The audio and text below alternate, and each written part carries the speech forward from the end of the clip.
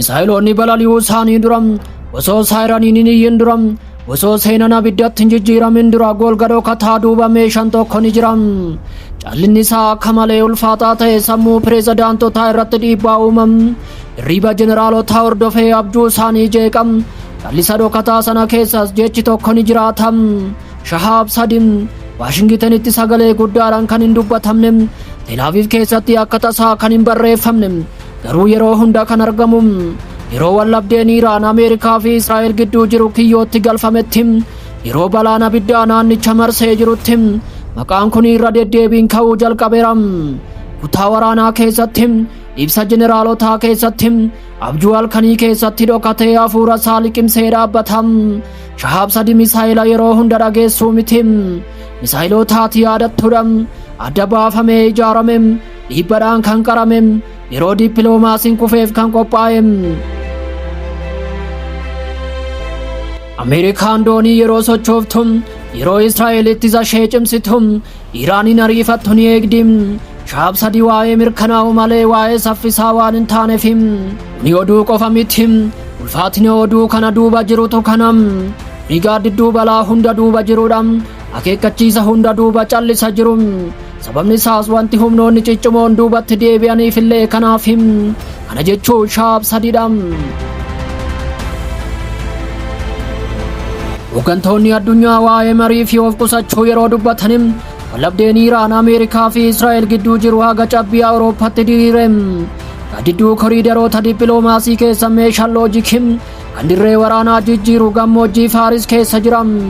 Meeshaan waraanaa kun dhaadannoo siyaasaa miti. Inni Shahaab Sadim misaayila baalaastikii humna dho'aa qofa osoo hin taane, ulfaatina saayikooloojii fi tarsiimoo magaalota gurguddoo keessatti irra deebi'ee bocuudha. Pireezidaantiin Ameerikaa Doonaald Tiraamp Teheraan hawwii Niikolaraa isheef akka harka kennattu dhiibuuf tarkaanfii waraanaan doorsisuun, akkasumas hooggansi Israa'el haaloo ba'uu Iraan irraa dhufuu danda'u yeroo of qopheessu Shahaab Sadim shallaggii hunda gidduutti dhaabbata. Torbanoota darbanii kaasee wallabdeen ol ka'aa kan dhufe yoo ta'u, akeekkachiisni hammaatan gama lamaan irraa deddeebiin kennamaara.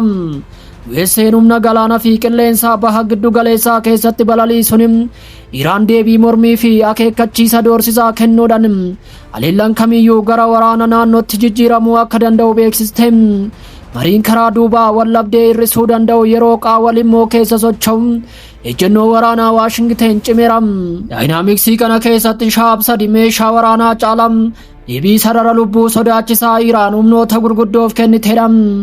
Sababni isaas Shahaab Sadim misaayila idilee miti. Inni dhorkaa raadaraa malee daangaa onnee Israa'eliif uffatalee USA gadi fageenya murkuteessa.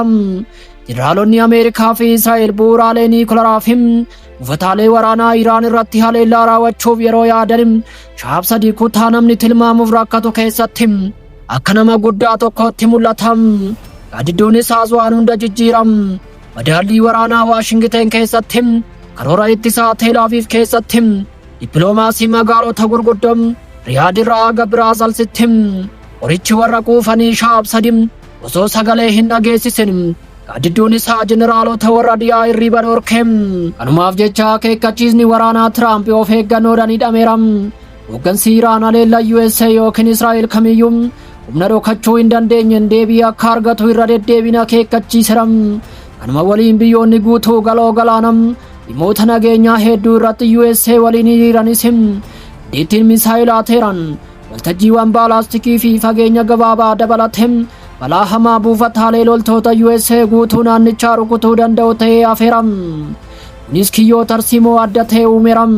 Tiraamp haaloo gara jabinaaf osoo hin saaxilamin waraanicha xumuruu hin danda'u. Netanyahuun eegumsa USA qofa irratti hirkachuu hin danda'u. Iraan waraana xiinsammuu injifachuuf misaayila tokkollee dhukaasuun ishee hin barbaachisu. Herreega kana keessatti Shahaab Sadim abbaa murtii callisaan dhiibbaa uumu ta'eera. Addunyaa yeroo baay'ee waraana akka dhoo'insaa fi saayiraniitti ilaalti. Haa ta'u malee meeshaalee waraanaa humna guddaa qaban kanneen waraanni akka hin jabaanne dhorkanidha. Yookaan immoo waraanni akka hin jalqabne taasisuu danda'u. Shahaab Sadim balali'uun isa hin barbaachisu. Jiraachuun isaa qofti balaadha. Naannoo tarkaanfiin dogoggoraa hundi abidda to'annoo hin qabne qabsiisu hunda keessattis balaan sun sagalee dirree waraanaa kamiyyuu caalaa ulfaataadha. har'a Waashingtanitti hooggantoonni waraanaa gita isaanii Israa'el waliinim qindoomina waa'ee loojikii irratti mari'achaa jiru. Kana malees guyyaa shaab sadii dhukaafame akkamitti akka oolan dhiphatu. Sababni isaas guyyaa suni gosa waraanaa haaraa waan ta'eef Iraan misaa'ila ishee akka meeshaa waraanaa fi akeekkachiisatti fayyadamti. Diinonni ishees barumsa ofirraa ittisuu akka gaafatan dirqisiisti. Isaanis shaab sadii gaafa gadhiifamu kaartaa baha giddu galeessaa irra deebi'ee bocuu akka danda'u sirriitti beeku. Waraanni sodaa xiinsammuu fi ofirraa ittisuudhaan shaab sadii misaa'ila walqixxummaa humna addunyaa irra deebi'ee barreessuuf balali'uun isaan barbaachifneedha.